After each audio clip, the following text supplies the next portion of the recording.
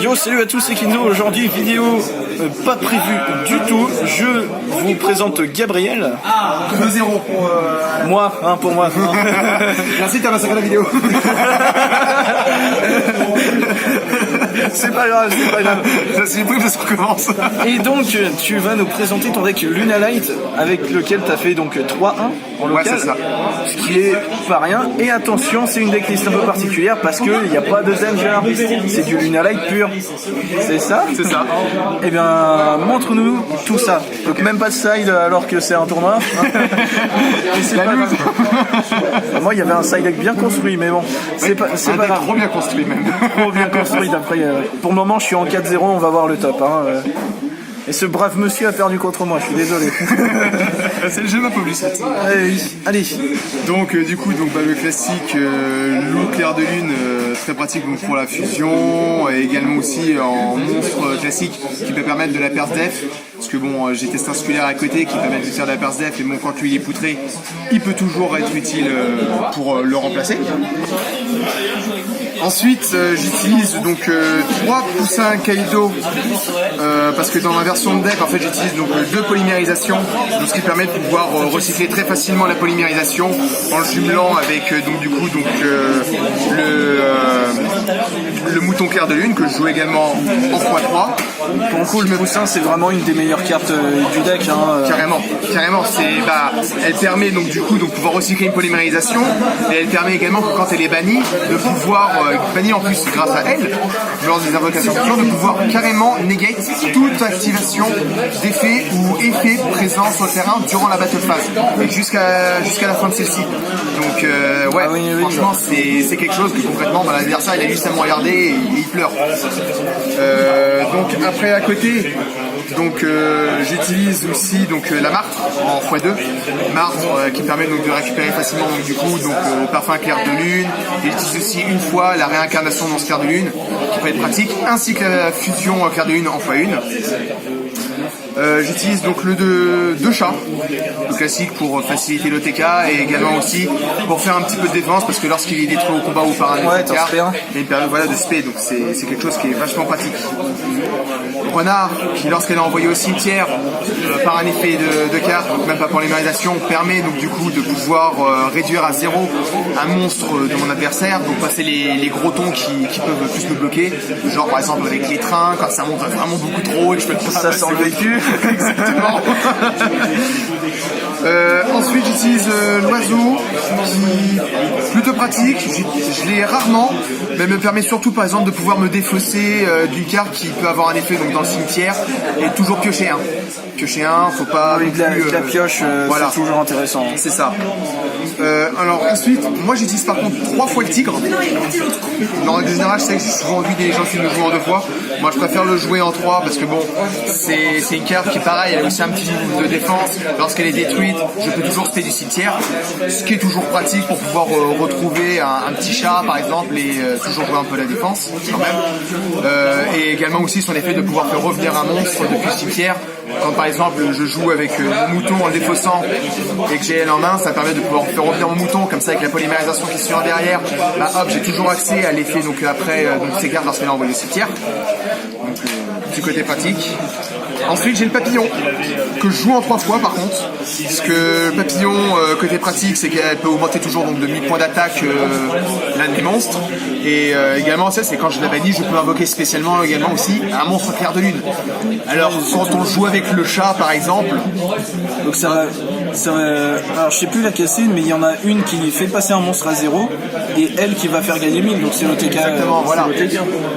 En soi ça c'est en règle générale c'est ce que je m'amuse à essayer de faire, c'est que j'utilise toujours une polymérisation en utilisant avec celle-ci et avec le poussin Kaido.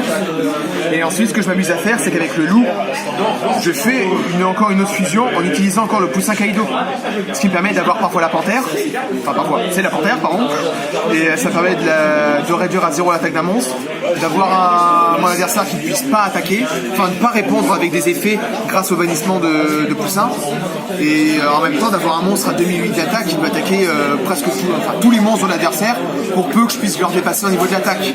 Et en soi, en plus, côté pratique avec ça, je peux augmenter de 1000, et si je peux l'invoquer spécialement, je passe un monstre à 5006. Donc, donc ça fait vraiment beaucoup. Voilà, ça fait vraiment chouette.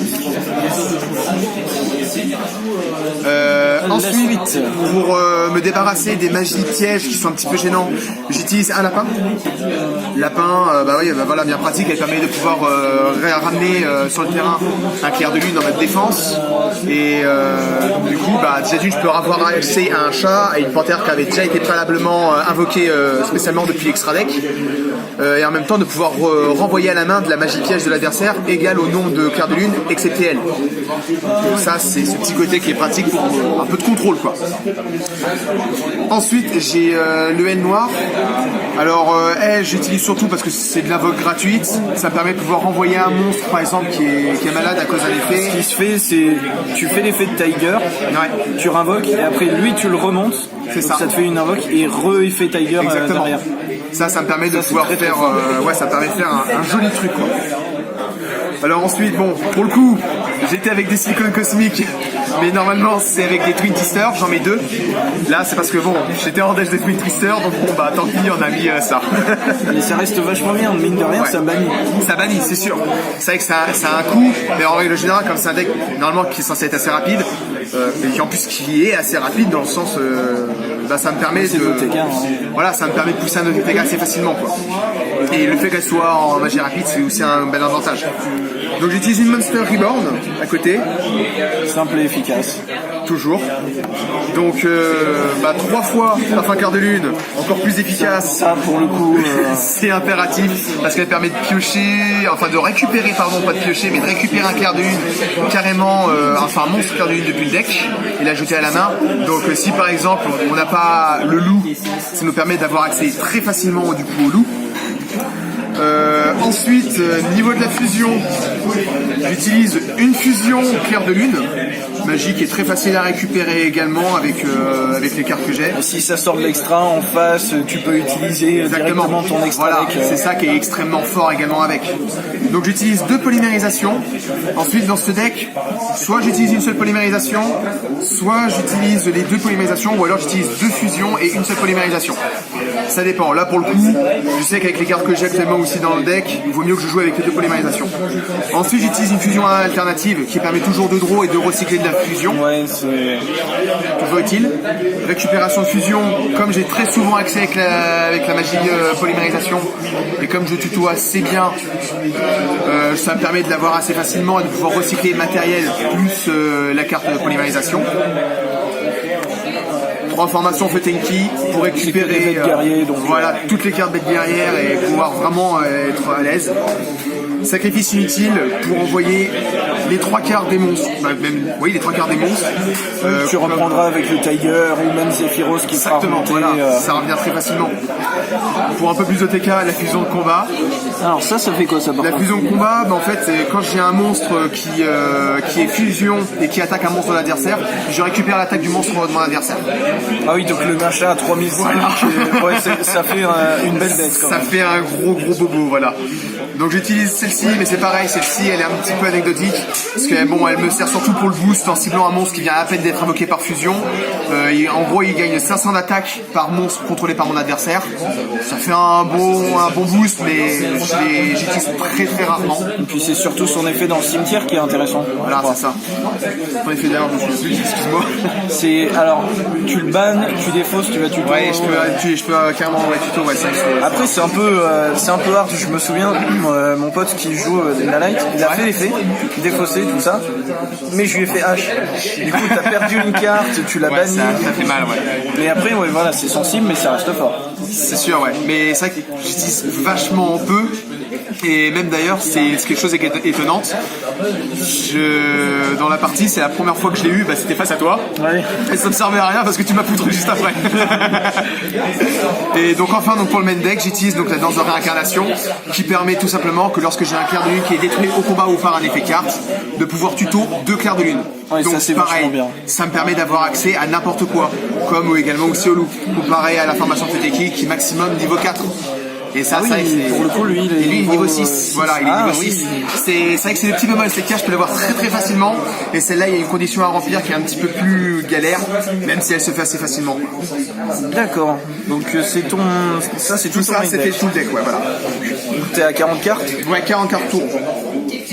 Parfait. Moi, je suis à 45, hein, mais après, c'est hors piste. Et voilà, c'est comme ça. Donc ensuite, donc je joue tout en x2, hormis la dernière fusion clair de lune. Donc le chat, pas destructible au combat, et lorsque je fais une déclaration d'attaque, mon adversaire perd 100 points de vie. C'est toujours plutôt pratique pour achever un petit peu si mon adversaire est trop haut en point de vie, ça permet toujours de faire un petit truc. C'est pratique et ça fait une bonne défense également lorsque je tombe sur des gros tons que je peux pas encore dépasser. Oui, et puis même non destructible au combat, ça reste... Voilà, c'est ça. C'est surtout ça le truc. Donc ensuite, j'ai la panthère. Donc panthère, pas destructible par les effets de cartes. Et comparé au chat, elle n'a pas besoin de sacrifier un clair de lune pour pouvoir attaquer 2 fois tous les monstres dont l'adversaire est la première fois qui ne sont pas détruits. Et en plus, lorsqu'il détruit un monstre, il gagne 200 points d'attaque supplémentaires. Et ce jusqu'à la fin de la battle phase, quoi. Donc ça peut être un monstre également qui peut monter très haut, quoi. Ouais, c'est déjà une belle bête, quoi. Ouais. C'est sûr, à 2008 déjà de base, ça pique. Donc ensuite, je joue le lion en x2. Lui, lui impératif. c'est C'est l'OTK de base, il peut attaquer 2 fois. Et la première fois qu'il détruit un monstre avec un adversaire, je peux détruire tous les monstres invoqués spécialement qu'il contrôle. C'est hyper violent.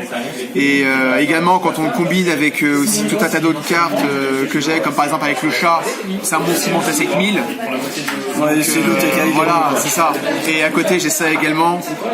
Elle n'est pas utilisable le tour où elle a été envoyée au cimetière pour son effet, mais ça reste un monstre qui n'est pas ciblable par des effets de cartes, qui a 3000 d'attaque, et comme aussi le deck qui joue sur beaucoup de cartes qui se bannissent, il a l'effet également de gagner 200 points d'attaque pour chaque carte clair de lune monstre banni. Ah oui, donc c'est un monstre qui peut également monter pas mal. 3000 de base, ça peut faire un très gros truc. T'as très rapidement un monstre qui a 3 à 4000, à 4200, quoi. C'est très vite fort. Et le petit côté qui est pratique également, c'est que le tour suivant, donc elle a été envoyée au cimetière, je peux la bannir et augmenter de 3000 d'attaque. Donc si on reprend notre petit pépère qu'on a monté à 7000, on a un monstre qui a 10 000 qui peut attaquer 2 fois. Ouais, donc voilà, ça fait un joli truc, quoi.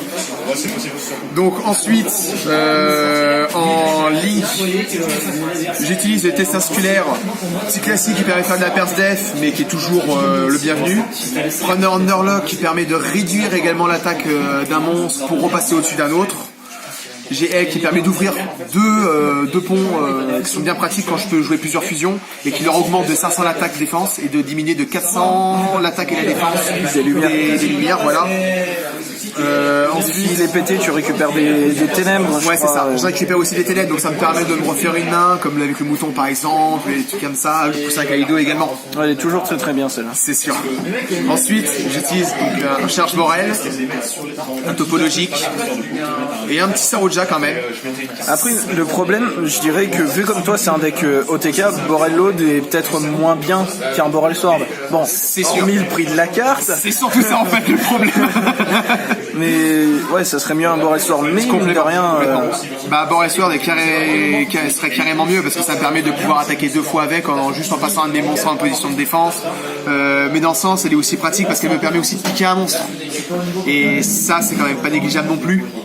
À la place, je remplacerai le Saroja par un Borel Sword et garder quand même toujours le Charge Borel. Charge Borel a quand même le truc de piquer. Assez fort, hein. Voilà. Et puis, et elle, bien entendu, qui me permet de pouvoir clean un terrain très facilement. Et puis, avec ta plus grosse fusion, donc le lion, si elle est là, elle sera pas détruite. Exactement, elle n'est pas détruite. Donc je profite vraiment à blinde du coup de tous ces effets-là. Ah oui. Sur ça, c'est sûr. Ensuite, j'utilise le Rébellion qui permet également aussi, lorsque j'ai une main qui est un peu merdique mais que je peux toujours invoquer 2 monstres de niveau 4, ça me permet de passer des gros tons également à côté, faire pas mal de dégâts. Lui, il est très très fort. Hein. Voilà. Le classique pour bloquer l'adversaire royalement quand je suis aussi en mode merde. Et j'utilise quand même Elle qui me permet toujours de pouvoir avoir accès à mon bête ailée Elle noire, qui s'invoque assez facilement, qui a pas mal d'utilité parce qu'elle permet de pouvoir renvoyer des cartes depuis mon terrain à ma main. Et ouais, déjà de ça, ça me permet de pouvoir avec Tigre faire plusieurs effets en chaîne. Donc voilà. D'accord. Eh ben c'est vachement sympa, un Luna Light pur. Franchement c'est vachement bien. Et puis un 3-1 en local, mine de rien, c'est pas à louper. C'est pour ça que j'ai voulu absolument prendre ta decklist. Eh ben merci de ta participation. Bah de rien. Et sur ce, j'espère que cette vidéo vous aura plu. C'était Kenzo. Salut.